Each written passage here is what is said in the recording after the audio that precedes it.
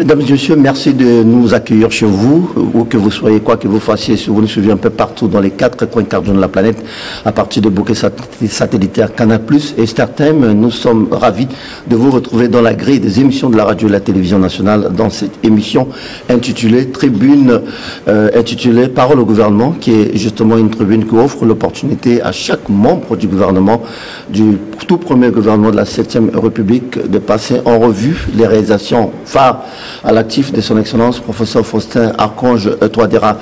Cet exercice démocratique s'inscrit dans le cadre logique du 3e anniversaire de l'accession à la magistrature suprême de son Excellence, professeur Faustin Archange Touadéra, en ce qui concerne exclusivement son second mandat. Nous serons naturellement deux pour animer en exclusivité cet entretien. Estelle Karine Mazoumoko, je suis journaliste et rédacteur en chef à la direction des informations à Radio Centrafrique. Et moi-même, bienvenue Bissayo, directeur des informations à la chaîne de l'unité nationale pour ce 14e numéro. En exclusivité, nous avons l'honneur de recevoir sur ce double plateau de la radio et la télévision centrafricaine, son Excellence, Monsieur le ministre en charge, Monsieur le ministre d'État en charge de la justice, de la promotion des droits humains et de la bonne gouvernance, en l'occurrence Monsieur Dr Arnaud Djubaï Abazan, qui est déjà avec nous sur ce plateau technique. Excellence, merci d'être avec nous. Merci. Alors, le président de la République a une fois de plus renouvelé sa confiance à l'endroit de votre personnalité en vous inscrivant dans le tout premier gouvernement de la 7e République. Comment justifiez-vous cette marque de confiance de la part du président de la République? Bien, je vous remercie. Je voudrais de prime abord exprimer toute ma gratitude, toute ma reconnaissance au président de la République, chef de l'État, au professeur Faustin Archange Touadéra, et au premier chef du gouvernement, Félix Moloua, qui ont bien voulu, une fois de plus, renouveler leur confiance à ma modeste personne pour conduire le département de la justice, de la promotion des droits humains et de la bonne gouvernance. Je voudrais également, à l'occasion de cet exercice démocratique qui consiste à présenter les réalisations faites du département, témoigner également mes remerciements aux partenaires techniques et financiers qui ont bien voulu soutenir les activités du ministère de la Justice et de la promotion des droits humains. Et mes remerciements vont également à l'endroit de tous les personnels de la justice, les membres de la chancellerie, les magistrats, les greffiers, les secrétaires en chef de parquet, les auxiliaires de justice que sont les avocats, les notaires, les huissiers de justice, les OPJ, tous ceux qui de près ou de loin ont participé à l'émergence, sinon à la consolidation de la justice dans notre pays. Monsieur le ministre, ceci étant, pouvez-vous nous situer maintenant sur les juridictions de la République centrafricaine? Bien, les juridictions de la République centrafricaine, comme vous le savez, nous avions, c'est une question très vaste, étant donné que nous avions dans la constitution de notre pays consacré des ordres de juridiction. Il y a l'ordre administratif et l'ordre judiciaire. Et au sommet de ces deux juridictions, il y a la Cour de cassation pour l'ordre judiciaire et le Conseil d'État pour l'ordre administratif. Et donc, les efforts déployés par les acteurs judiciaires et leur engagement ont valu pour la première fois les appréciations positives du président des chefs de l'État, le professeur Faustin Archange Touadéra, qui, à l'occasion du Nouvel An, a bien voulu reconnaître les efforts au niveau de la justice depuis l'avènement de la 7e République. Et c'est à l'actif de tous les acteurs judiciaires. Et donc, je ne saurais, dans le cadre de cet exercice, évoquer toutes les réalisations faites au niveau de la justice, s'agissant tout de même d'un secteur clé, d'un secteur important, et également compte tenu de l'ampleur des activités réalisées au niveau de la justice. Toutefois, je vais me concentrer sur les essentiels, les réalisations essentielles au niveau de la justice. Et ces réalisations sont basées sur les documents de politique sectorielle. Nous avions d'abord la feuille de route du gouvernement, en tenant compte de la vision du président de l'État déclinée en lettre de mission qui m'a été confiée, comportant plusieurs axes et également la politique sectorielle de la justice. Comme vous le savez, la politique sectorielle de la justice a été élaborée et adoptée et en cours de mise en œuvre. Ça va prendre fin en fin 2024. Et cette politique sectorielle de la justice comporte plusieurs axes. L'axe de l'indépendance de la justice, la redevabilité des acteurs judiciaires, l'accès à la justice, l'offre de la justice et également la modernisation des services pénitentiaires, et c'est extrêmement important. L'autre aspect, c'est la politique nationale des droits de l'homme. Vous savez, depuis l'indépendance, notre pays n'a jamais adopté un document unique qui permet à tous les acteurs étatiques, non étatiques, les sociétés civiles, les ONG nationales et internationales de pouvoir travailler pour réaliser les activités dans la politique nationale des droits de l'homme. Donc, tout est focalisé autour de ces trois axes. Mais tout de même, je voudrais, avec votre permission, décliner les réalisations dans les différents secteurs de la justice, en commençant dans le cadre de la lutte contre l'impunité. Vous savez, la lutte contre l'impunité constitue la pierre de touche de la politique publique du président de chef de l'État. Il a placé la confiance en la justice.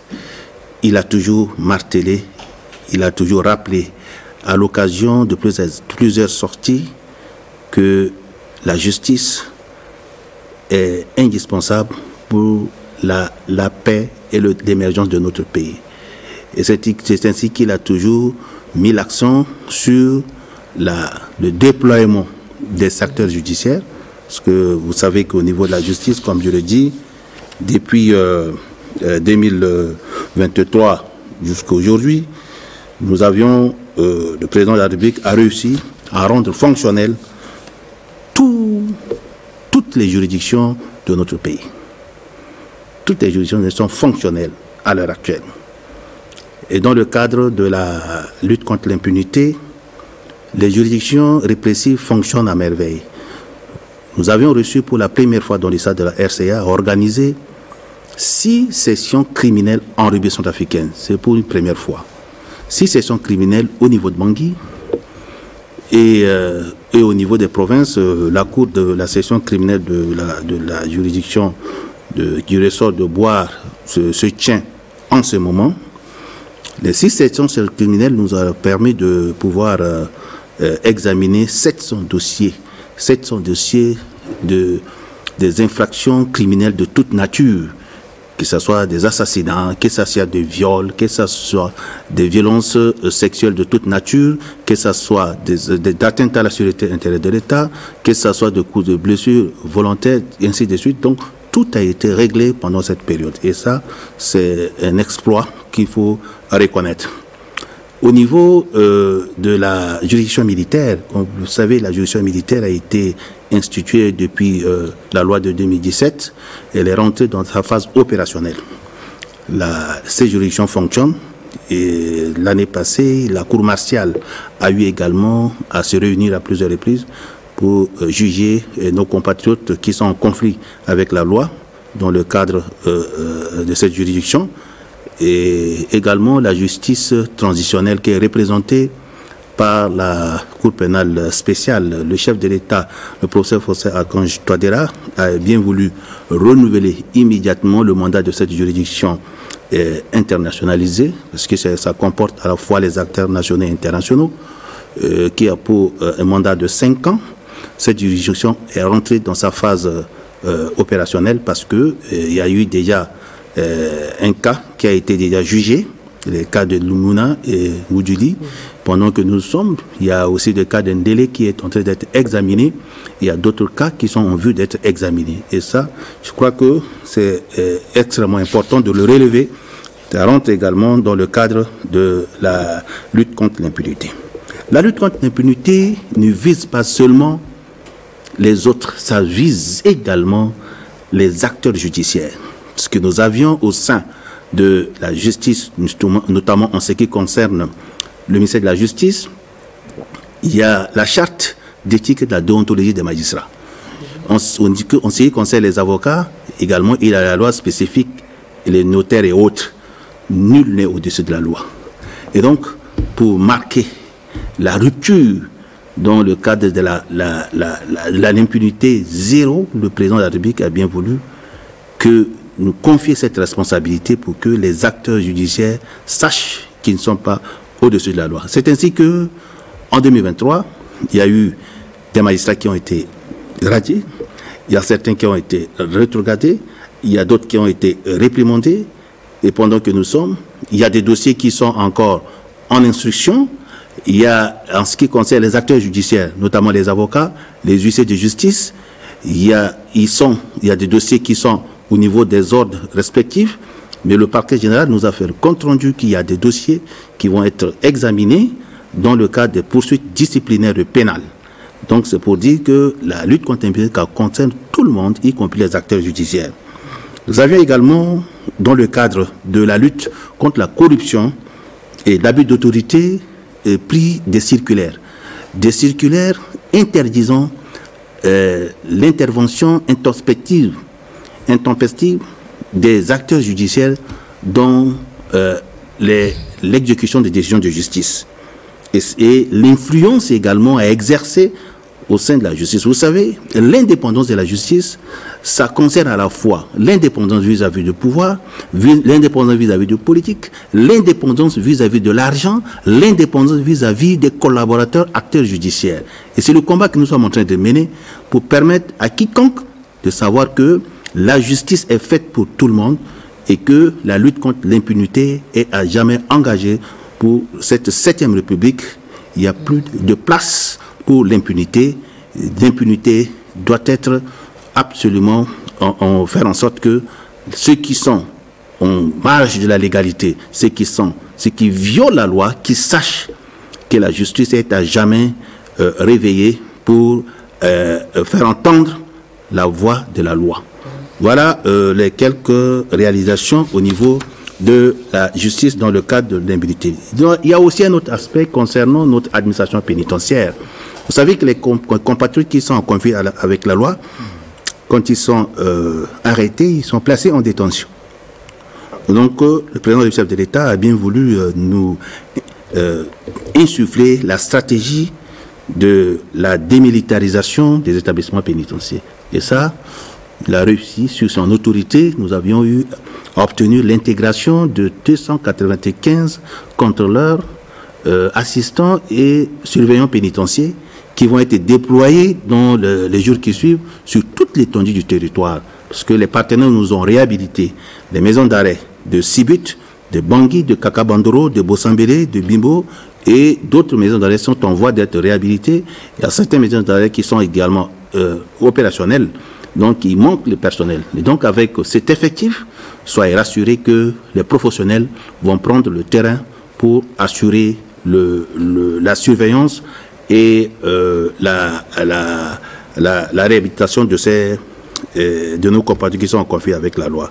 Évidemment, nous avions également obtenu des équipements spécifiques. Vous avez constaté lors de l'anniversaire de notre indépendance, les pénitentiaires ont défilé avec des équipements spécifiques. Ça aussi, c'est une innovation pour notre pays. C'est des équipements qui leur permettent également de réaliser des activités au sein des établissements pénitentiaires. Il y a un domaine important, et non le moindre, les droits de l'homme. Les droits de l'homme constituent, à mon avis, la trame de la politique publique du président de la République. C'est pour cette raison que notre pays, notre ministère a été érigé au ministère d'État et que le volet concernant la promotion et la protection des droits de l'homme a occupé une place importante. Il convient de rappeler que pour la première fois dans l'histoire de notre pays, nous avions réussi, sous l'autorité du président du chef de l'État, à mettre en place la politique nationale des droits de l'homme, ce qui n'a jamais existé depuis l'indépendance.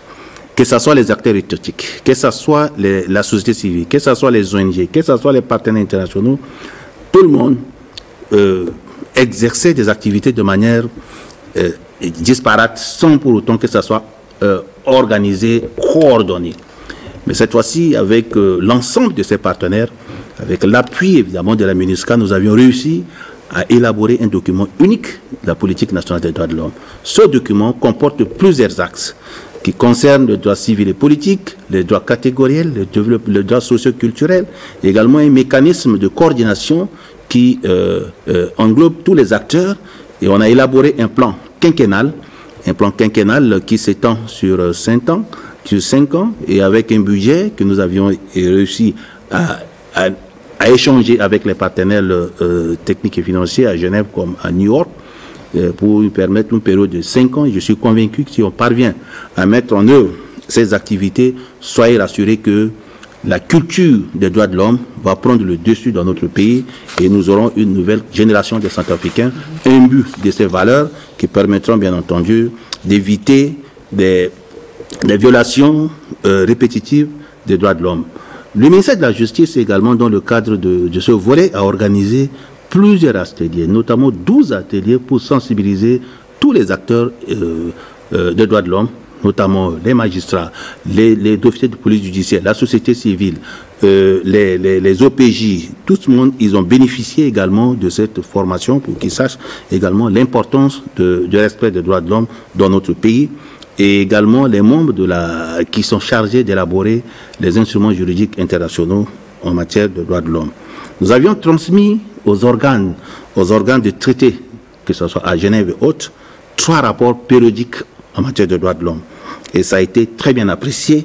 Nous avions organisé, avec l'autorité du président du chef de l'État, la table ronde de haut niveau à Bangui et à New York sur les questions spécifiques des violences sexuelles liées au conflit. Nous ne voulons plus, le chef d'État ne veut plus parler également des cas de violences sexuelles à l'égard des femmes. C'est inadmissible dans notre pays. Et ça fait partie des priorités que nous portons.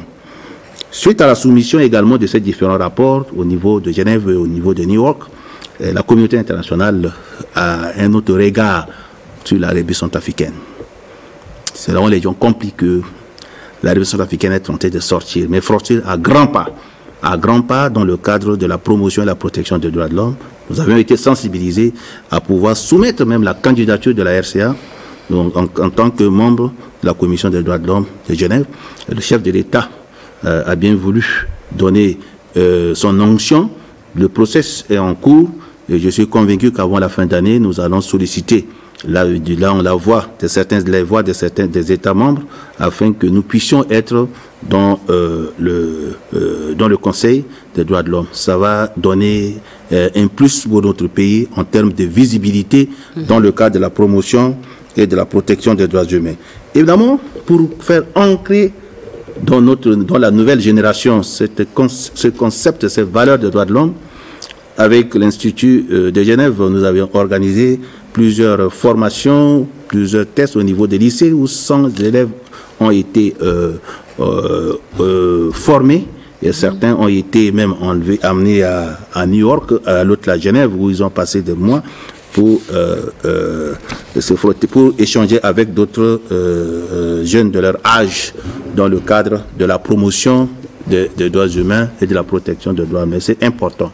C'est des pas, mais dirons c'est une très bonne chose. Vous savez, dans un pays, si on met l'action sur l'éducation en matière de droits de l'homme, soyez rassurés qu'on aura des générations de Centrafricains plus dynamiques. Vous savez qu'en dehors de ce segment de droits de l'homme, nous avons aussi le segment de la bonne gouvernance. La bonne gouvernance, à travers la loi de 2023, il est prévu également, nous avions estimé que dans le cadre de notre feuille de route, il y a des activités que nous avions réalisées. En 2023, nous avions pu obtenir la loi sur la prévention et la répression en matière de la corruption et les infractions assimilées. Et ça, c'est très important. Ça rentre dans la bonne gouvernance. Également, nous avions pensé qu'au niveau de la justice, nous devions être le ministère pilote dans le cadre de la bonne gouvernance. C'est ainsi qu'avec le ministère des Finances, sous l'autorité du premier chef du gouvernement, nous avions digitalisé les menus recettes au niveau des juridictions de Bangui et de Bimbo. Maintenant, les magistrats, les acteurs judiciaires ne manipulent plus les deniers publics. Quand vous voulez obtenir un acte judiciaire, vous allez payer la quittance pour que ça aille directement sur le compte unique du Trésor. Et c'est ce que nous avions fait depuis presque une année, mais vraiment à la satisfaction même des acteurs judiciaires et de nos compatriotes qui se rendent compte finalement que la justice n'est pas seulement n'est pas seulement un ministère qui réprime, mais la justice, c'est un ministère, évidemment, sur lequel on peut compter pour renflouer les caisses de l'État. Et ça, il n'y a pas de doute. En dehors des ministres de recettes, le ministère de la Justice intervient sous l'autorité du Premier ministre de temps en temps dans les sectoriels où il y a des difficultés de recouvrement des créances de l'État. Lorsque la justice intervient, tout le monde respecte la décision. Et donc, on a réussi à faire renflouer la caisse de l'État dans les sectoriels pour permettre également le bon fonctionnement de ces départements ministériels.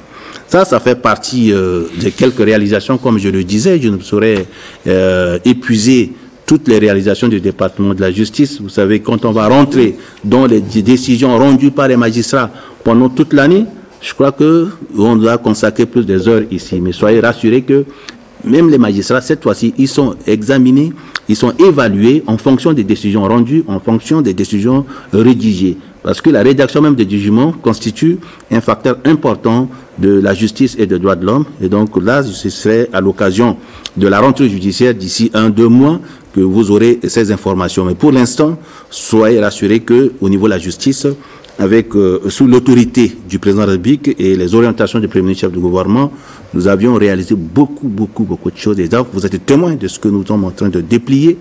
Mais les défis demeurent. Les défis demeurent parce que vous savez, l'œuvre de la justice, c'est une œuvre qui nécessite beaucoup de moyens. Dans le cadre de la politique sectorielle de la justice, on a estimé, c'est avec les partenaires, nous avions travaillé, mais les moyens, les ressources ne sont pas suffisantes. Nous souhaiterions que les partenaires puissent apporter plus de ressources pour nous permettre d'atteindre les objectifs. Et également, l'environnement a changé, les comportements ont changé, et comme vous le savez, la loi, c'est la fille de son temps. Nous pensons que le mécanisme de contrôle disciplinaire au niveau des acteurs judiciaires nécessite à être révisité. On doit révisiter pour l'adapter afin de rendre plus efficace le contrôle interne et externe des acteurs judiciaires. Dans le cas de la lutte contre l'impunité, vous savez, il arrive des fois qu'on se rend compte qu'il y a ce que nous appelons la lenteur judiciaire dans le cas de la procédure. Et ça, c'est dû parfois à l'absence de fluidité de traitement des dossiers. Et dans la stratégie du département, nous avions envisagé la digitalisation de la chaîne pénale. Il faut absolument que la chaîne pénale soit digitalisée et c'est une stratégie de réduction et de la surpopulation carcérale. Et ça, c'est extrêmement important. Le renforcement des acteurs judiciaires et leur déploiement sur le plan national. Vous savez, le capital humain est important. Le ratio magistrat ou greffier ou avocat et population, c'est pas adéquat. Il faut absolument réduire, faire en sorte qu'il y ait plus des acteurs judiciaires sur toute l'étendue du territoire centrafricain afin de permettre l'accès à la justice de nos compatriotes. C'est extrêmement important. Un autre problème important, c'est quoi? Si vous savez que nos compatriotes qui sont en conflit avec la loi, ce n'est pas une fin en soi. Quand on est en prison, il faut donner la chance à ceux-ci, après l'exécution de leur peine, de pouvoir trouver d'emploi, apprendre quelque chose. Parfois, c'est des désœuvrés qui se retrouvent là-bas. Et donc, nous sommes en train de mettre en place la stratégie pour que les partenaires techniques et financiers et même le gouvernement fassent en sorte que nous ayons des centres de préparation à la réinsertion sociale. C'est extrêmement important pour les fonctionnaires, pour les travailleurs, pour les entrepreneurs, ceux qui ont une qualification. Le problème ne se pose pas tellement. Il y aura un encadrement psychologique, mais ceux qui ne connaissent rien, des compatriotes qui n'ont pas d'emploi, il faut absolument, à l'issue de leur détention, il faudrait qu'on leur trouve un centre pour leur faire apprendre le métier. Il faut sensibiliser également les autorités locales et administratives dans les cas de traitement des règlements de conflits, parce que dans certaines localités où il y a les maires, les chefs du village et quartier, il faudrait leur dire quels sont les domaines qui relèvent de leurs compétences, parce qu'il arrive des fois qu'ils se mêlent des affaires criminelles et donc ça ne relève pas de leurs compétences. Tout ça, c'est des choses qu'il faut les sensibiliser pour permettre. Certes, ils travaillent à l'œuvre de la justice, mais il faudrait que ça soit bien encadré.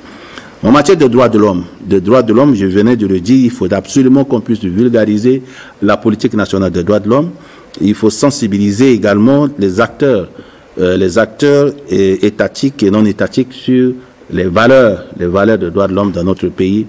Et également, nous allons continuer à faire la sensibilisation auprès des partenaires techniques et financiers pour la mise en œuvre du plan quinquennal qui part de 2024 à 2029 pour la mise en œuvre des droits de l'homme.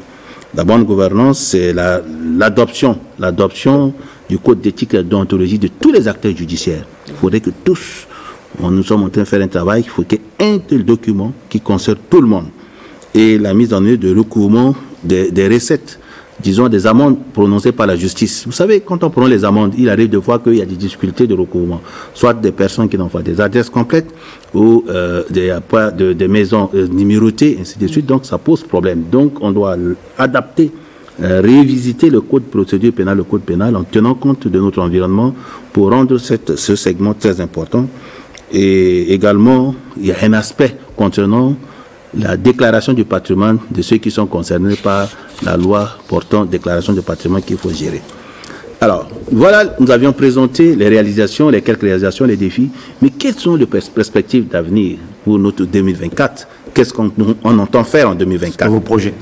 Les projets de 2024, les projets sont énormes. Vous savez, la justice constitue, à mon avis, l'épicentre même de la paix et du développement de notre pays.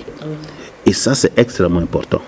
Donc, dans le domaine de la lutte contre l'impunité, nous avions pensé pour cette année, et là nous sommes déjà sur les chantiers, le renforcement de l'offre et de l'accès des citoyens à un service public de justice de qualité. Ça, c'est notre souci de tous les jours. Il faut maintenant opéraliser le Comité national des droits de l'homme, le Comité national de l'aide légale, si vous en prie.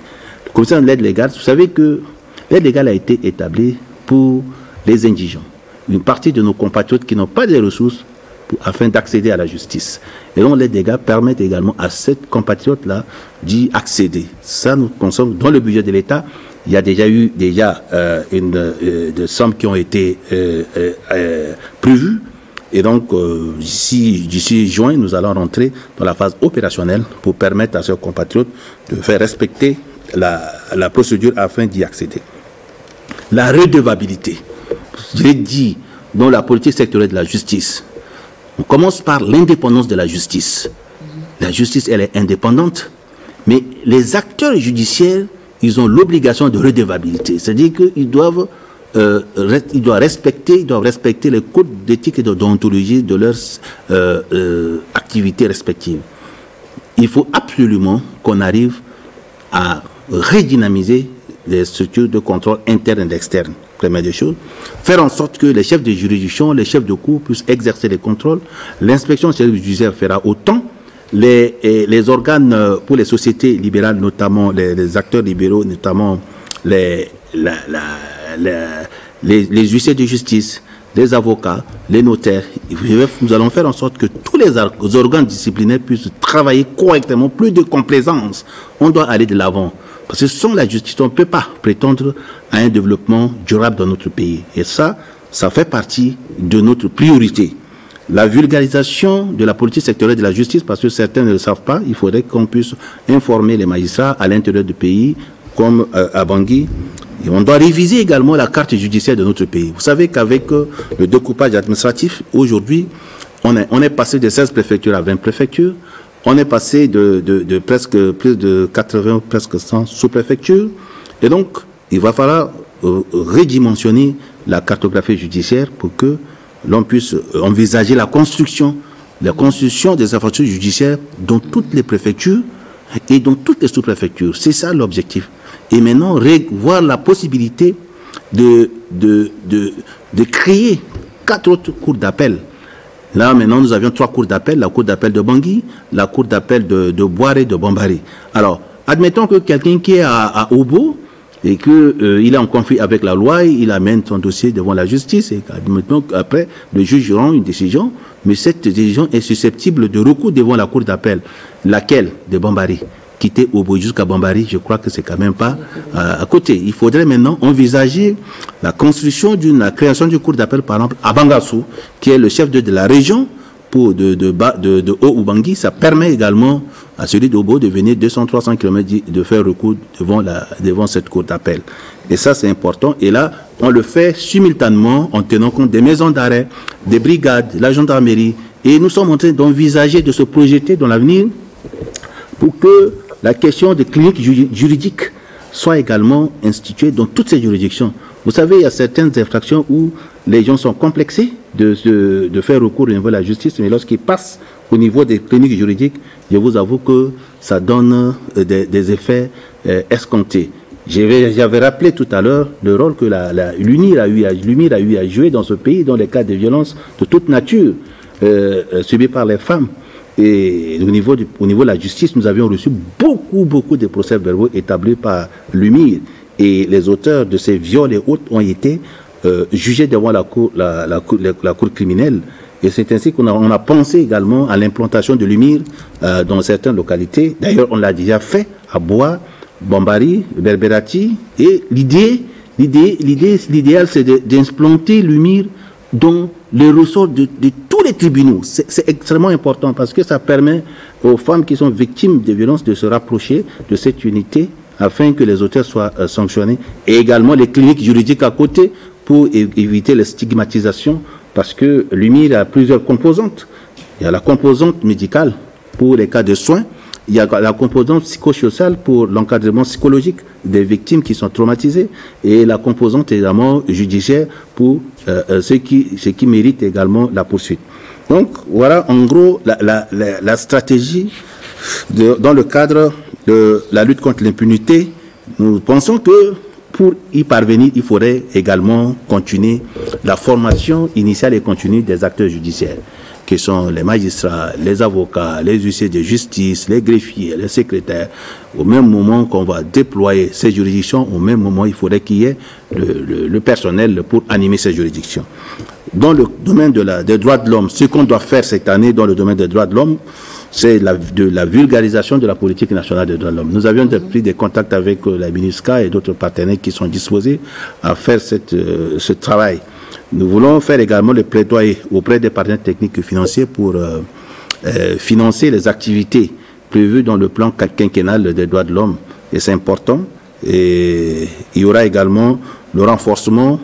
L'objectif, il faudrait qu'il y ait aussi le renforcement des magistrats internationaux et nationaux dans le cadre de la Cour pénale spéciale. Ça permet de mener à jamais la lutte contre l'impunité et préserver les droits de l'homme. La bonne gouvernance, vous savez, au-delà de tout, la pierre de tout, c'est la bonne gouvernance. Et cette bonne gouvernance englobe tout. Mais de manière spécifique, on a pensé également le renforcement du rôle. Le rôle du contrôle interne de l'inspection des acteurs judiciaires, comme je l'ai dit. On a pensé également à la construction de la nouvelle chancellerie pour regrouper tous les services de la chancellerie, la vulgarisation de la loi sur la répression, la corruption et les infractions assimilées, et la mise en œuvre des organismes de suivi. Parce que, évidemment, cette loi a été adoptée. On va continuer toujours à faire un travail de plaidoyer pour que les gens sachent. Et également, on va revisiter les textes statutaires des deux ordres de juridiction. Et là, c'est déjà, comme je l'ai dit, il y a l'ordre administratif et l'ordre judiciaire. Il faut harmoniser les textes pour permettre également aux acteurs judiciaires de rester longtemps en fonction pour être plus efficaces afin de rendre la justice dans l'intérêt de notre pays. Voilà, en gros, succinctement présenté les réalisations, les défis et la projection de l'avenir, du moins pour cette année 2024. Et peut-être en 2025, on parlera d'autre chose.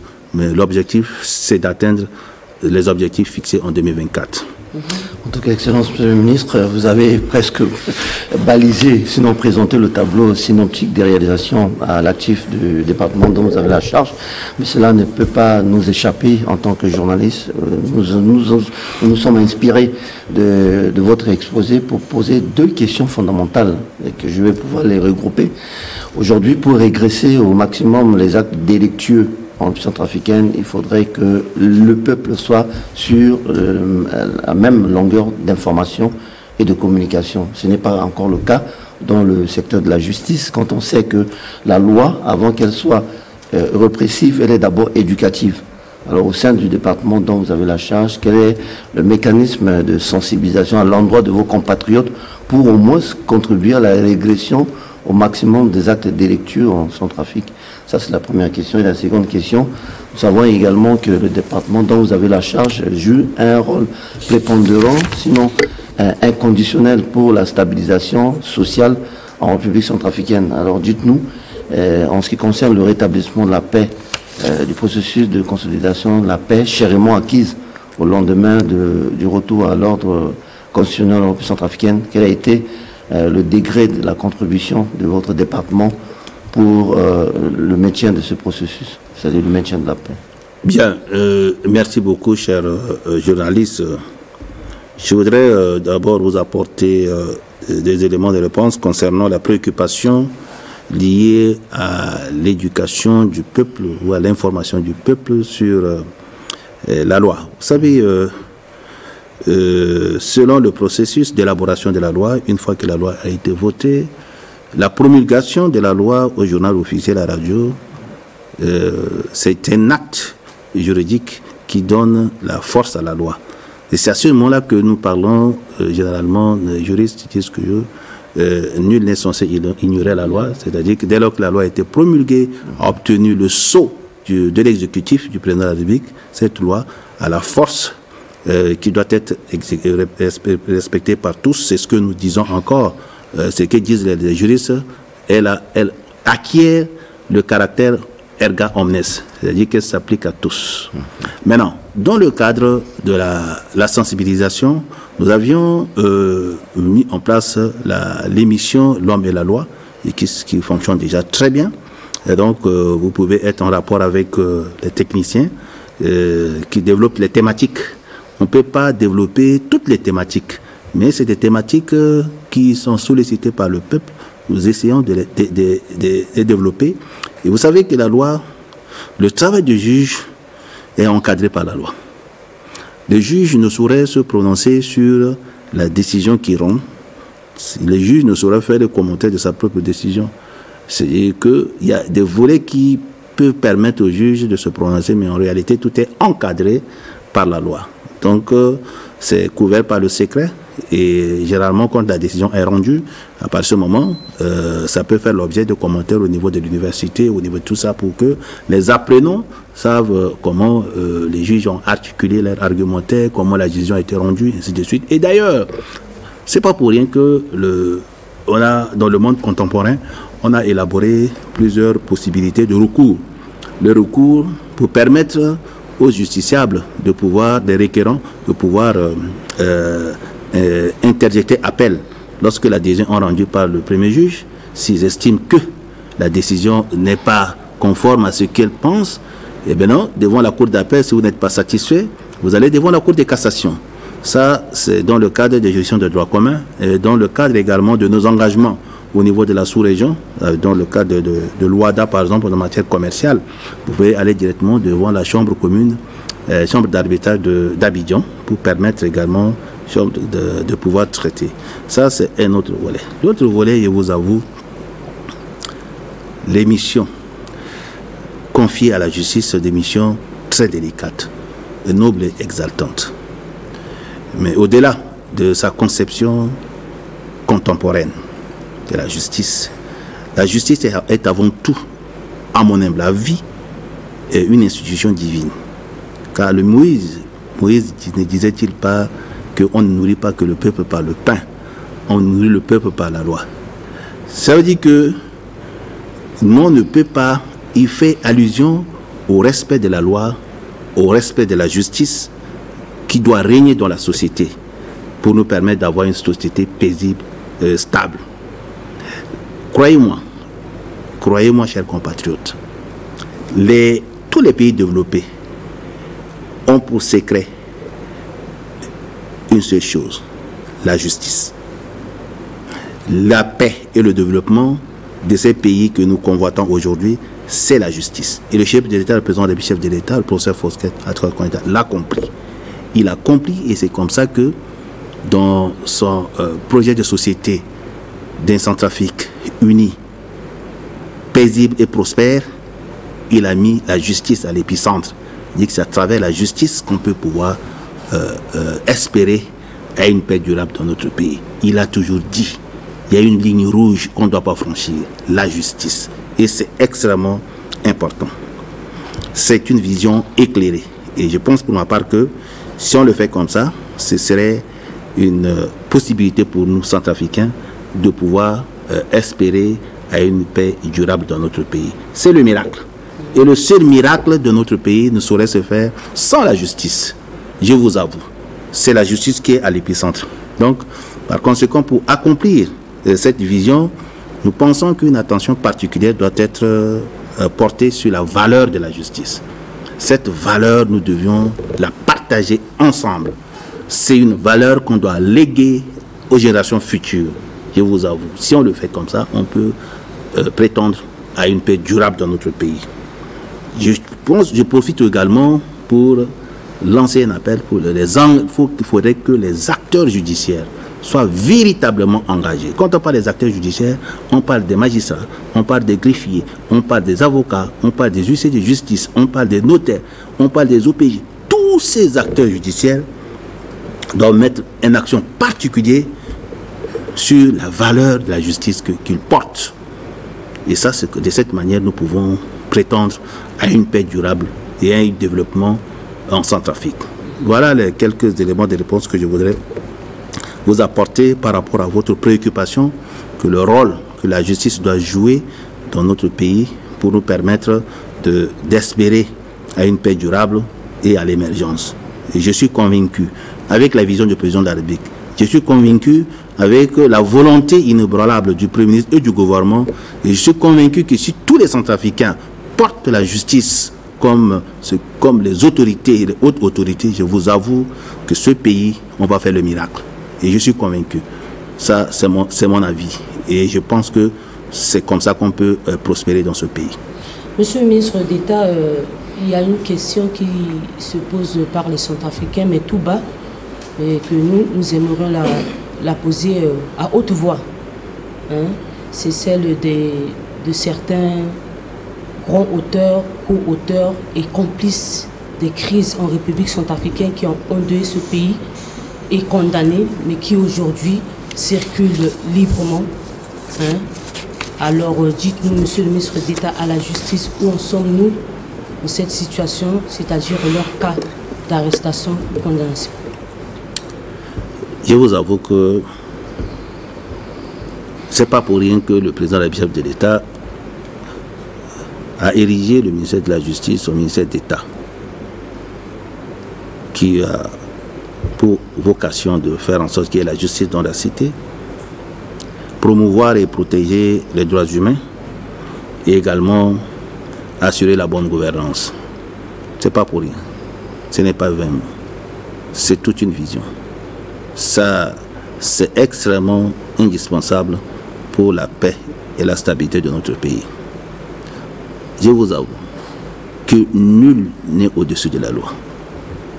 Les auteurs, les complices, comme vous le dites, les auteurs et complices, tous ceux qui ont été déclarés coupables des violations graves des droits humains, des violences sexuelles perpétrées sur des femmes, ils seront traqués, ils seront jugés et ils seront condamnés par la justice si, évidemment, les faits sont établis, parce que vous savez, nous avions aussi le segment de la bonne gouvernance, de la promotion des droits humains et de la protection. Donc, ça, soyez rassurés que personne n'échappera à la justice. Nous avions pour la première fois, et dans l'histoire de notre pays, et dans le monde d'ailleurs, de voir dans un État coexister trois modes de justice. C'est-à-dire trois modèles de justice. Il y a la Cour pénale internationale qui est une juridiction internationale. Je crois que devant la Cour internationale, nous avions déjà d'initiative. La République centrafricaine a différé plusieurs cas devant la Cour pénale internationale. Il y a des cas qui sont encore en examen. Nous avions également la Cour pénale spéciale, compte tenu de la crise que notre pays a connue.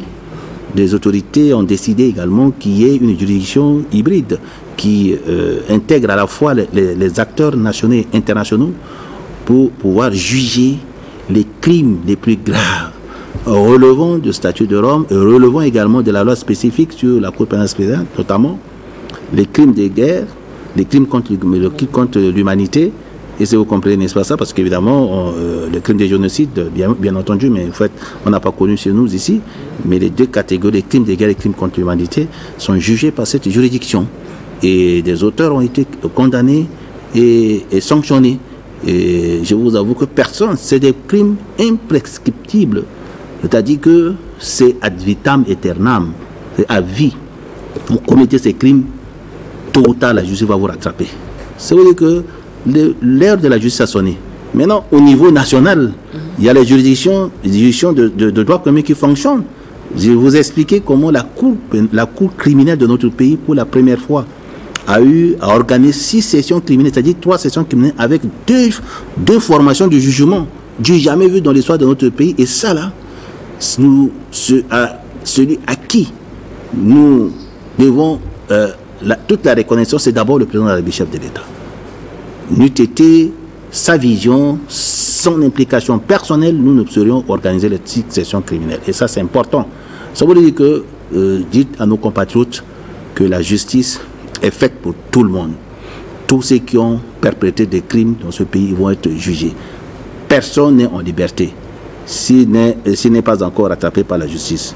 Voilà les éléments de réponse que je voudrais vous accorder. Et dans tout, je porte, au-delà de tout, le président de la République m'a instruit d'être extrêmement vigilant sur des questions de violences sexuelles à l'égard des femmes.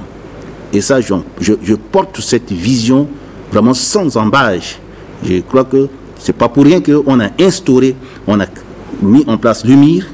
Nous avions implanté toutes les MIR dans tous les plans du territoire. Nous allons faire en sorte qu'il y ait des cliniques juridiques pour que la femme, le corps de la femme, à notre avis, est sacré. On ne peut pas permettre à quiconque d'en abuser. Et ça, nous portons cette vision. Et toutes celles qui seront victimes d'une violence quelconque doivent se rapprocher de la justice et elle obtiendra justice. Je vous l'avoue. Excellence, notre entretien tire pratiquement à sa fin, mais cela ne peut pas nous empêcher de vous poser l'une des questions également liées à la promotion de la justice centrafricaine. Force est de constater qu'aujourd'hui, bon nombre de vos compatriotes méconnaissent encore la mission qui est assignée à la CPS, Cour pénale spéciale. Alors, est-ce que vous pouvez nous rappeler brièvement le rôle que joue cette institution judiciaire dans le processus de restauration de l'autorité de l'État en Centrafrique, et à côté, quelle est la particularité de cette instance judiciaire? Et où en sommes-nous en ce jour avec les nombreuses enquêtes préliminaires enclenchées par la Cour pénale internationale en ce qui concerne les auteurs et co-auteurs de plusieurs crimes connus en centrafricain lors des différentes crises récurrentes que le pays a connues? Bien, mais merci beaucoup de nous avoir donné l'occasion de revenir sur une juridiction importante qui est la Cour pénale spéciale. Je l'ai dit, la Cour pénale spéciale est l'émanation de la volonté politique du peuple centrafricain. Au sortir du dialogue inclusif de 2015, le peuple centrafricain a estimé plus jamais ça. Plus jamais ça, et il a estimé que la seule institution capable d'arrêter plus jamais ça, c'est la justice.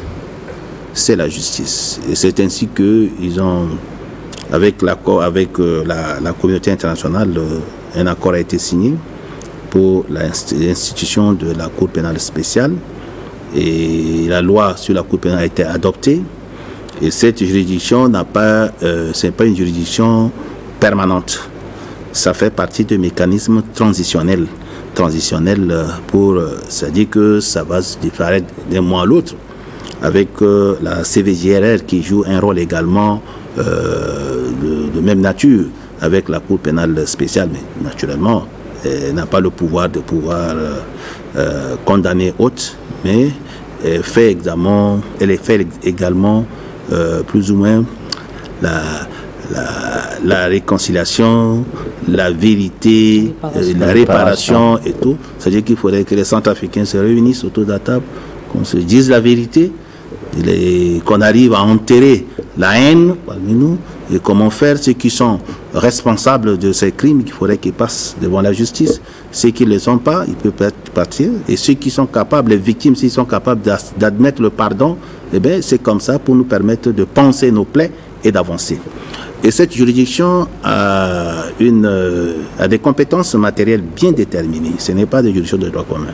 Les compétences matérielles, c'est-à-dire les crimes de guerre, les violations graves des droits humains, notamment les crimes de guerre et les crimes contre l'humanité.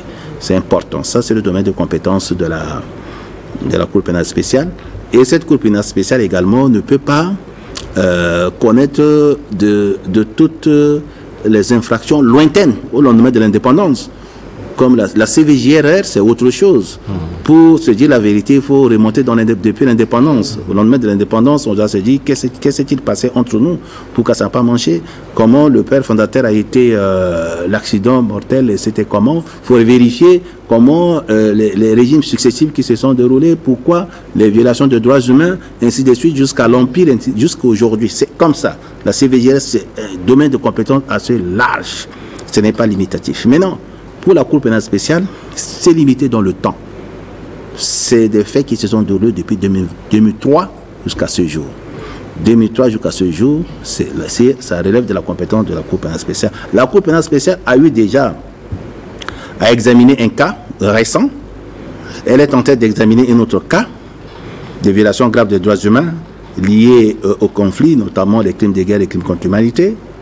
Et maintenant, cette juridiction est composée des acteurs nationaux et des acteurs internationaux. Vous allez voir au sein de la Cour pénale spéciale, il y a les magistrats centrafricains, les magistrats étrangers. Et pas plus tard que la semaine passée, le président de la République a reçu le serment d'un juge international suisse qui vient renforcer la Cour pénale spéciale. Et même le personnel, les greffiers, ainsi de suite, tout est mélangé. Donc, ça permet aux acteurs judiciaires centrafricains qu'à l'issue de cette juridiction-là, de bénéficier de l'expérience, de savoir-faire des autres États, des autres juges internationaux. Ça, c'est de deux. Maintenant, concernant les dossiers de la Cour pénale spéciale, vous savez que quand on fait les statistiques, on va se rendre compte que la Cour pénale spéciale a fait beaucoup d'avances. Beaucoup d'efforts, a réalisé beaucoup de choses en termes d'exécution des mandats, en termes de jugement, en termes d'enquête. Il y a beaucoup de dossiers. Et là, je vous avoue que 2024 va être une année très chargée pour la Cour spéciale. Là, maintenant, ils sont en train d'examiner un cas. Et après ça, il y aura d'autres cas, et ainsi de suite. Donc, c'est pour dire que informer les compatriotes que cette juridiction a pour un mandat de 5 ans. Donc, la première tranche de 5 ans étant déjà épuisée, le président des chefs d'État a bien voulu renouveler encore de 5 ans.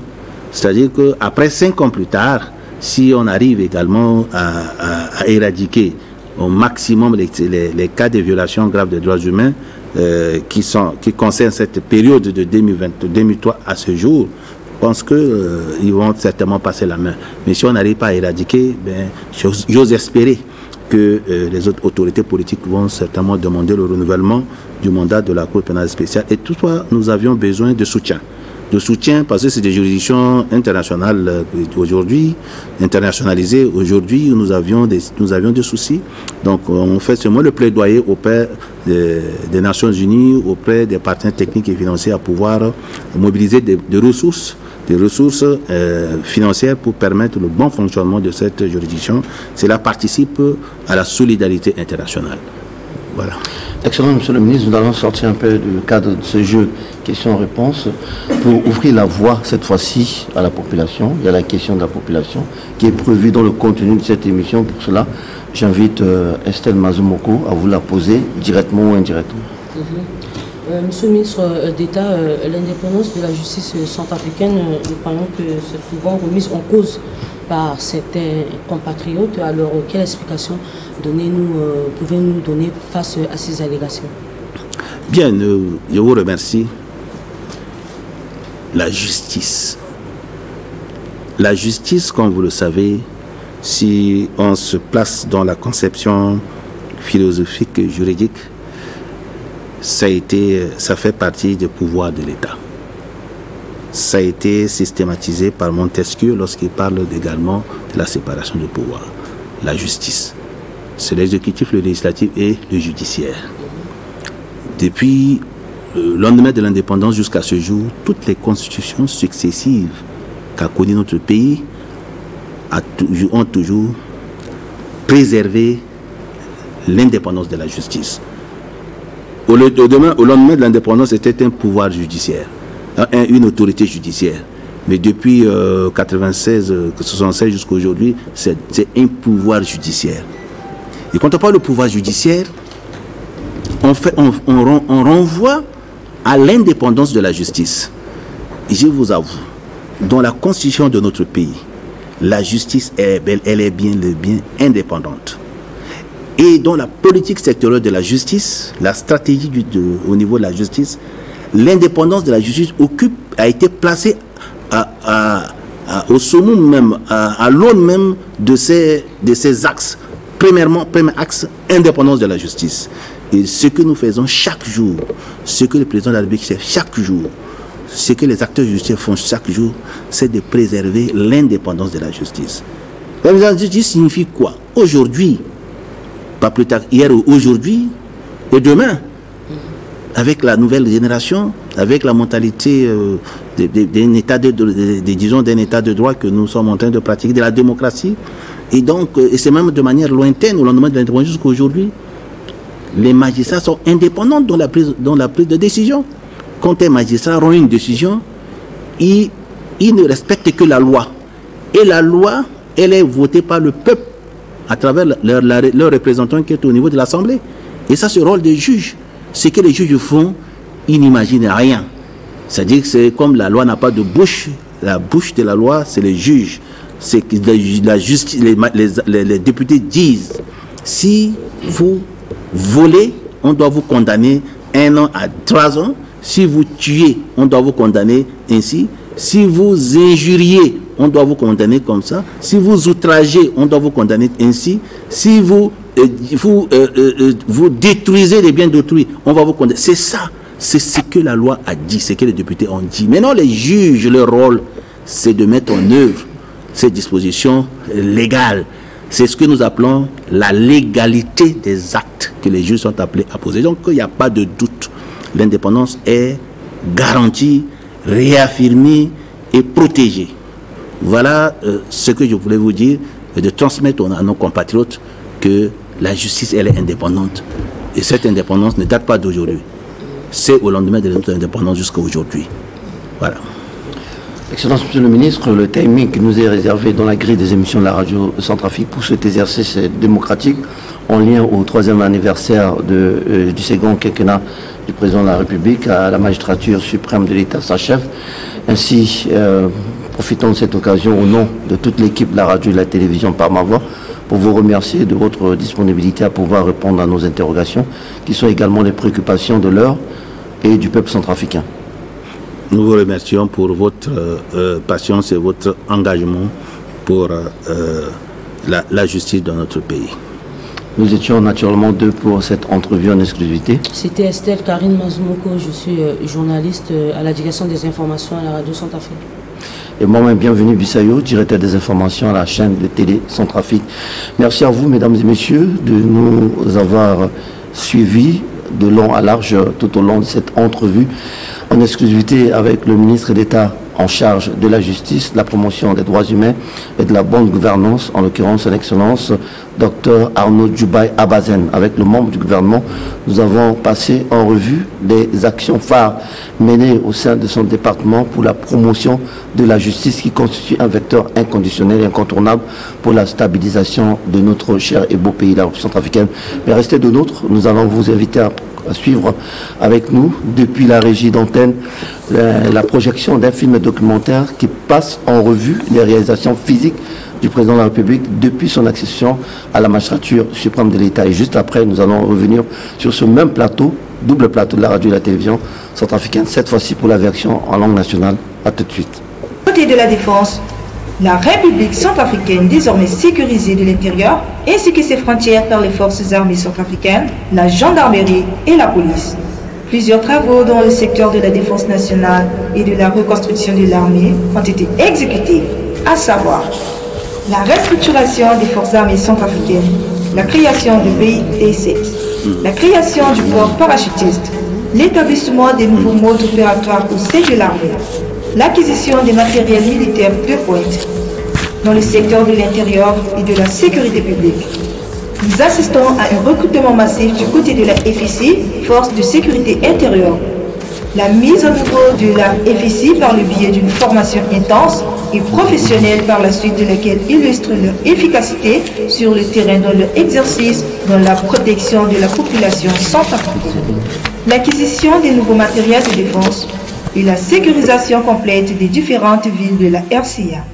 Du côté des affaires étrangères, on assiste à la signature favorisant des activités menées sur le plan bilatéral, des activités menées sur le plan multilatéral, des activités au niveau de l'administration centrale.